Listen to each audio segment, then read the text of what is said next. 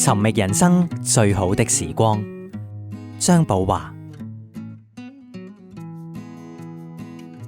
繼續啦，我哋節目時間㗎，咁我哋頭先講咧就有好多嘅假和尚，但係似乎港府嘅態度啦，我睇報紙就好似好 passive 啦，唔積極。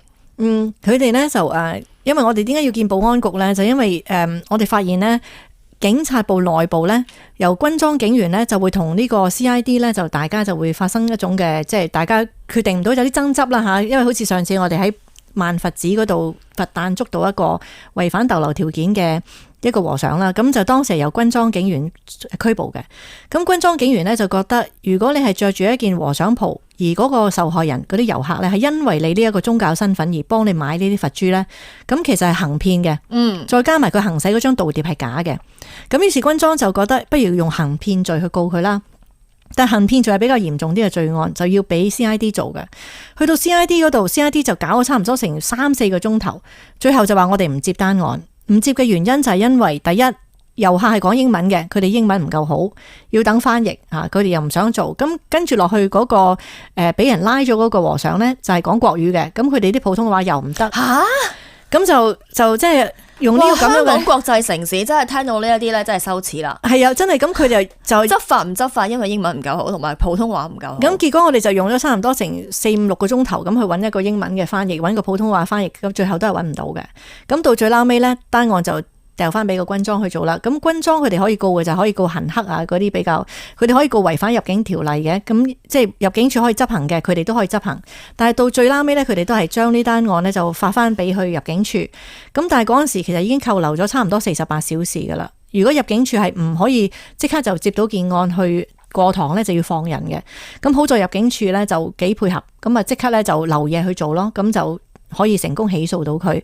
咁變咗你見到咧有3個部門啦，彈嚟彈去嘅。第一個就係軍裝彈俾 CID 咧就彈翻俾軍裝，軍裝就再跟住彈翻出去入境處。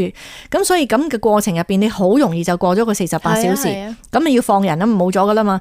咁所以我哋就希望見到即係保安局就講我哋譬如市民去報警係應該點樣做法。咁亦都後期亦都仲有一個原因就係因為當時我哋有個即係我哋有個組織叫佛門警訊啦。佛門警訊就係一個 Facebook 嘅一個團隊嚟嘅。OK， 係 Facebook 嘅。係啦，咁而家咧就由3月18號成立到而家咧就有7300幾人啦。咁呢啲嘅人咧全部都係我哋嘅調查員嚟嘅，就每一個我哋嘅組員喺街度行嘅時候，如果見到有假和尚啊，或者係啲關於佛門嘅騙案咧，佢就會拍低咗佢，然後就擺上去貼文嘅。OK。咁變咗咧，我哋就有啲隊員咧係24小時喺街嗰度咧，我哋都會有，因為人多啊，就可以知道譬如喺邊個位有一個假和尚，我哋就可以有附近嘅隊員就落去就接應噶啦。咁報警嘅就報警，勸佢走嘅就勸佢走咁樣咯。咁好啦，咁我哋咧就跟住有咗呢個佛門警訊之後咧，咁啊有一啲團隊嘅隊員啦，咁就有一次喺灣仔嘅橋上邊，咁就見到咧有一啲行乞者啦，咁就係攞住旅遊簽證入嚟嘅，咁啊即係都係大陸嘅遊客啦。咁佢就去報案，報案嘅時候咧，有一隊軍裝警員落咗嚟，就咁同佢講嘅，就話阿小姐，行乞罪咧已經係改咗例啦，呢個法例唔存在噶啦，冇犯法噶啦。咁我哋嗰個隊員就話唔係，前2日我哋捉咗個假和尚，啱啱法庭先定罪，罰咗佢監禁3日嘅。咁跟住嗰個警方個警員就話，可能個法官係唔知嘅啫，唔知改咗例啊咁於是咁我哋個隊員就好純潔啦嚇，咁佢咧就貼文咧就原來改咗例，跟住我哋所有嘅網民就話你俾人咗啦咁，根本就冇改例，佢唔想做。點解個軍裝咁衰嘅？其實應該拍低佢。佢拍咗嘅，佢其實拍咗咁咪，但係咁啊跟住上咗去即係貼晒文啊，有啲樣拍晒。咁我哋呢一點咧，亦都係要即係希望同保安局反映下。咁如果你遇到係咪唔想做啊？係咪嗰單案太芝麻綠豆啊？係點樣啊？咁後來就喺嗰個會議入邊就大家釐清咗啲角度咯。咁主要其實呢一啲嘅，譬如係知道佢係大陸嚟嘅，違反逗留條件咧，我哋交俾入境處又比較穩陣啲。咁因為入境處其實判咗佢監禁2個月咧，佢都有好長一段時間係唔可以再嚟香港噶啦。咁可能係會好過你去報警去拉佢，而係只係告佢行乞。點解唔告佢騙案咧？其實行騙咪應該可以坐好重噶嘛。因為 CID 唔接受啊嘛。同埋咧，佢哋就有一個困難，就話咧嗰張間諜係中國發出嚟嘅，咁佢哋冇人可以去認證呢張間諜係真定假。咁其實我哋係識睇嘅，即係而家我哋見到咁多，我哋知道點去分辨，因為真正由宗教局度出嘅界牒咧，後邊有個編碼嘅。咁其實如果你只係需要向即係揾到個對口部門，有咗呢個 number 去對一對個身份係唔係呢個人，相片即刻 fetch 落嚟，其實好容易嘅。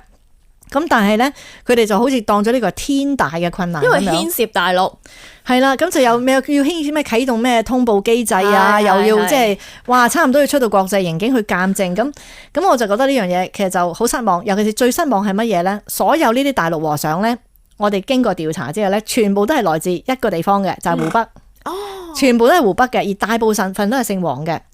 咁我哋亦都點解咧？點解啊？咁解啦，因為咧。我哋問過一啲執法部門入邊，即係非正式話俾我哋聽啦。佢哋拉到呢一啲假和尚咧，其實佢都想即係已經係一段時間想去搗破佢哋嘅集團噶啦。咁但係咧，佢哋係一致係點都唔會答你問題嘅。你點樣用乜嘢方法佢都唔答嘅，因為你就算打死佢都好咧，都係佢一個人嘅事。但係如果佢講出嚟咧，佢喺湖北嘅家人全部都會受到牽連，翻到去會俾人殺嘅。咁所以佢哋全部都係嗰條村附近嘅人嚟嘅，多數都姓黃嘅佢哋，咁就等到控制嘅時候容易。萬一你走咗出去邊度你爆咗一啲嘅內幕出嚟呢，你嘅屋企人就好大件事噶啦。所以佢哋係點都唔會講嘅，咁就可以保證到拉到任何人呢，你都係攞唔到料嘅。即係一個犯罪集團根本係一個咁佢個犯罪集團點樣去運作嘅咧？佢哋咧就係你俾1萬蚊嘅加盟費，佢就會去俾你接受7至10日嘅訓練嘅。咁個訓練咧就會訓練你點樣去做一個假和尚，係令到人哋唔會去即係識穿你嘅。咁佢俾埋啲道具，俾埋啲衫，而且咧佢仲可以咧幫你去全世界各地度申請埋簽證。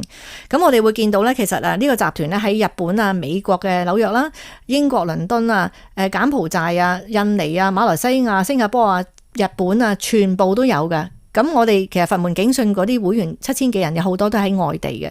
咁我哋喺全世界各地都揾到呢一啲假和尚嘅足跡。咁佢哋都係分賬嘅形式嘅。咁同佢全部攞埋護照、攞埋簽證，一條龍服務。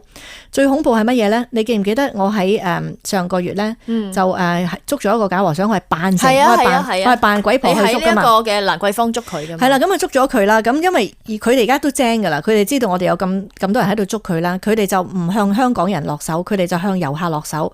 向遊客落手嘅好處就係遊客只係香港短暫逗留，你要上法庭。等唔到嗰個時間，遊客就走咗啦，咪冇咗個證人咯。咁所以我上次就扮遊客嘅，咁啊拉咗呢個人，咁呢個人亦都而家服刑緊嘅，即係判咗2個月。你知唔知佢係咩人啊？原來佢喺4月22號啊，喺柬埔寨，同樣係因為行騙呢，係俾柬埔寨嘅警方拉咗嘅。咁而佢嘅資料包括埋佢嘅護照都上咗網嘅。哎呀！咁佢當時係被柬埔寨第2屆出境送翻去中國大陸嘅。但係佢短短一陣間又可以攞個護照再翻嚟香港呃人。哎呀！咁你諗下佢哋嗰個勢力係幾大呢？因為你啱啱係犯罪被遣返原國嘅，就趕頭有咗出國。係你話點出呢？咁所以你話我哋而家面對嘅係乜嘢呢？跟住就係比較恐怖咯。係呢個即係公安嘅集團都有喺入邊。咁同埋我哋就仲有一樣嘢失望嘅就係話咧，其實我哋香港政府咧同湖北政府係好密切嘅。因為由2012年開始咧，我哋睇到阿梁振英先生我哋特首咧就同湖北市咧就建立咗好大嘅好好嘅關係。咁而香港政府亦都喺湖北省設咗香港辦事處嘅。咁你有呢個辦事處，其實你要去睇呢個界牒，全部都喺嗰度出嘅啫嘛。係啊，容易好多。你一睇有人有直情咗，你有個辦事處喺香港辦事處喺嗰度噶嘛，你咪去負責做呢單嘢咯。咁你開個辦事處喺嗰度做咩㗎？係咪？咁又唔做，咁所以就失望，就好失望，就係話你俾咁多人湧入嚟，全部都係湖北湧入嚟嘅，咁我覺得呢個講唔過去啩。其實你有冇擔心你嘅人身安全呢？即係對方個其實勢力原來係講到哇，原來去到咁龐大。如果講話擔心都擔心唔嚟噶啦，咁啊，因為都成日有啲人勸我，係呢啲嘢有人做噶啦，你等佢因果報應啦，有人會做噶啦。佛教人成日都係咁啊，你唔好搞啦，你因果就會報應，即係留俾個天做，自己唔使做。咁跟住我就話俾佢聽，我都知道有人做啊，但係嗰個人咪我咯，係得你一個啦，seriously。咁所以都冇辦法啦，咁驚都要驚噶啦，好似定位子咁樣，我俾人恐嚇我噶，你唔好搞咁多嘢啊，我將你埋咗喺後山吓，你都唔知我哋個紙咁大，咁你都要預咗噶啦，咁。如果我都即係老實講，我都50幾歲啦，係嘛？我呢個年紀都已經係即係行近夕陽噶啦。喺我呢一個即係日落西山之前，我做到一啲即係有意義嘅嘢。人生自古誰無死啦，係嘛？我諗死都有個價值咯。如果我覺得係為咗一個公義嘅話，咁啊，我犧牲咗之後都仲會有好多承繼人嘅。咁咧，翁靜晶咧其實係有好多唔同嘅身份啦。你細個嗰陣時係做戲啦、拍戲啦，跟住你做律師律師啦，咁跟住喺你決定退休嘅時候，又出嚟做咗女俠，係幫呢一個嘅佛門清理門戶咁樣樣。咁但係其實你其中一個咧好傳奇嘅就係你同劉師傅嗰個嘅婚姻啦。其實真係用而家嘅形容詞就烈女啦。其實你自己做過一啲訪問，你都話你嘅人生係好動盪嘅。我其實好想問你咧，你嗰陣時咁細個啦，10幾歲啦，你見到劉師傅，你真係肯定佢係你即係一生一世嘅丈夫咁 even 佢嗰陣時有太太，你都照樣行埋去。其實呢個勇氣係咪你自細都係咁？即係我見你即係包括你呢個嘅唔驚咁多嘅壓力之後去即係呢個清理佛教門戶，都好似係一樣。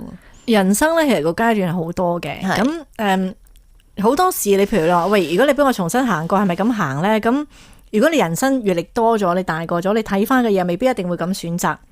咁但係我相信一樣嘢就係，當你選擇咗呢一個係你要做嘅嘢咧，你就唔好咁多嘢驚，咁多退縮。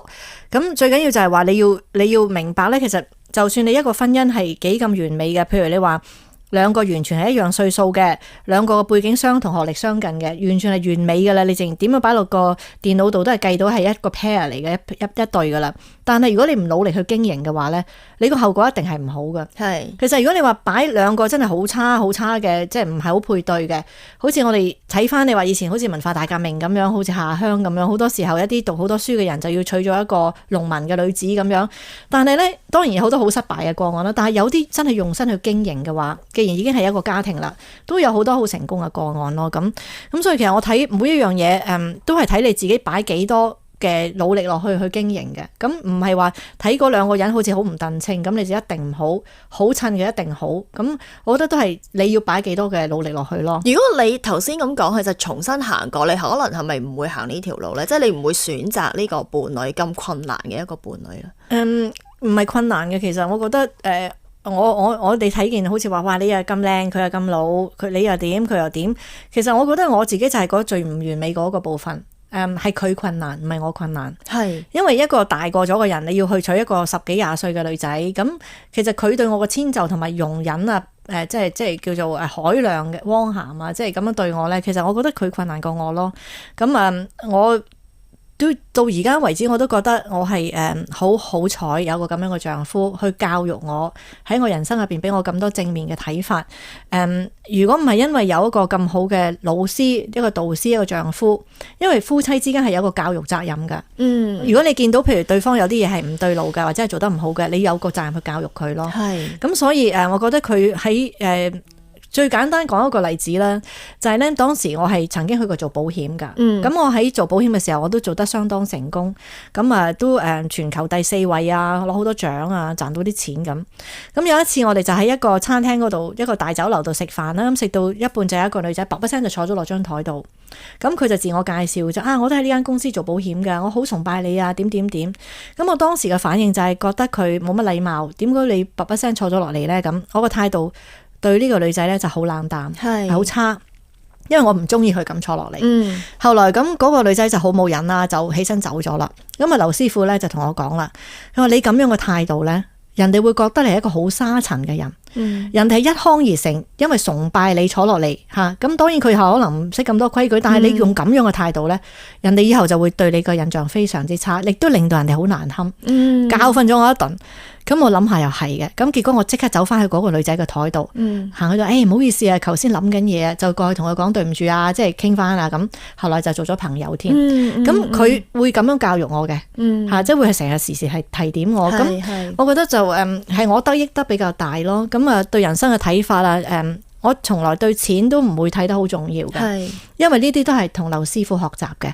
佢喺喺邵氏公司做工嘅嗰個時間咧，其實佢係為咗工人嘅權益，為咗舞獅嘅權益，係得罪咗佢嘅老闆嘅。咁亦都發動過幾次嘅舞獅大罷工。咁係因為佢去為咗人哋嘅利益而去出頭，從而咧係得罪咗佢個老闆，令到佢喺花紅啊所有嘅問題上邊都係遇到好多困難嘅。咁啊有少少係到後期整蠱翻佢嘅。咁但係佢可以為咗佢嘅兄弟，為咗一個公義去犧牲自己嘅利益。咁我覺得佢呢種精神其實對我有影響㗎。所以你覺得，因為你嗰陣時好細個啊嘛，其實呢個既係伴侶又係老師，又有啲好 fatherly 嘅感覺，即係其實佢個 value 就影響咗你啦。係啊，因為如果唔係有個咁唔睇重錢嘅人咧，咁我覺得做人嘅價值觀你近朱者赤㗎嘛。